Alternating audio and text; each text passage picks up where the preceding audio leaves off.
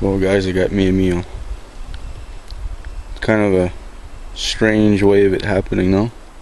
Check it out. Right there in the trail, there's some water. I was standing right there. I paused. Okay, just long enough. And then when I crossed over, I spooked a partridge.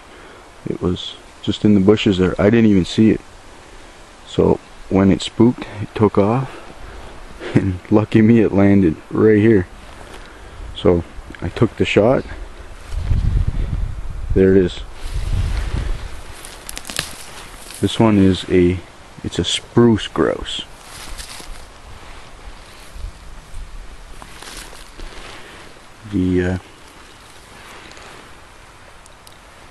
Oh wow. Check this out. Look at all the feathers everywhere. I actually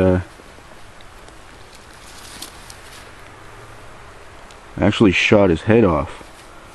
That's what I was aiming for, because I didn't want to ruin the meat because I was so close. And I'm using number 4 shot, which is a pretty big shot for a shot size for a grouse. Hopefully this one here will go the easy way when it's time to clean it.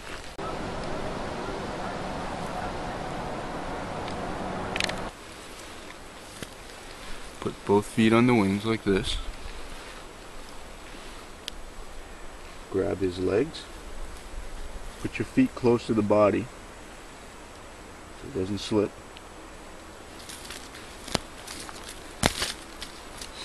Okay, and then you just pull up. Even pressure. Here we go again. Legs right off. Oh well. Guess I've got to do it the not so easy way. Of course the head's gone, so I can't grab onto it, but I can grab onto the neck. It's a little bit gruesome, but right at the base of the neck, okay? Here's the neck. Of course the head's gone. Right here, there's a pouch.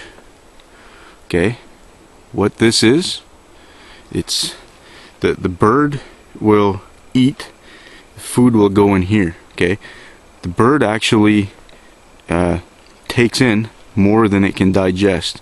It's kind of like a cow, not totally, but kind of. Okay, so the food slowly gets released into its stomach.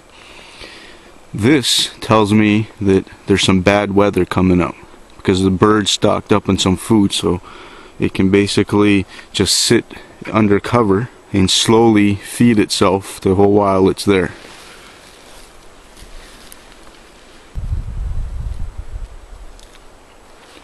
A spruce grouse is a lot darker than a ruffed grouse, and meat is also red. Ruffed grouse has white meat, kind of like chicken. It was a pretty good shot. Shot his head off and broke a wing. Even though after I shot him, it flutters on the ground. That's just energy stored in the nervous system. The bird was definitely not alive without its head. So, and I didn't have time to turn the camera on. It was so quick.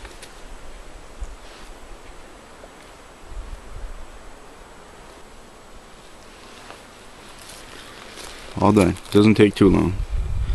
It's a small breast. It looks like a fairly young bird.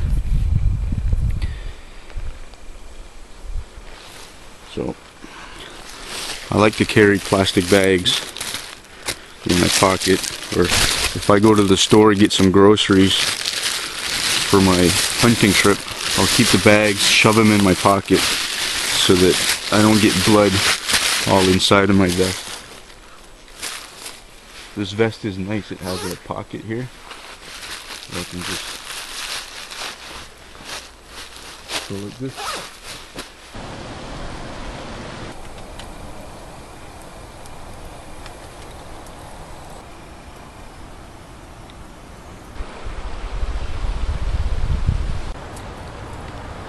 Yesterday I went hunting and I got a partridge.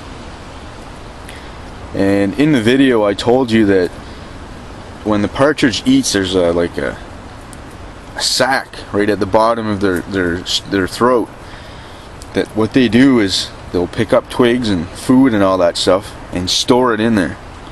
Okay, so then what they can do is go and hide or perch in a tree or wherever they go, and basically sit there for a long time and slowly release some of the food into their stomach to feed themselves. And I was told by another hunter that they do that in preparation for a storm.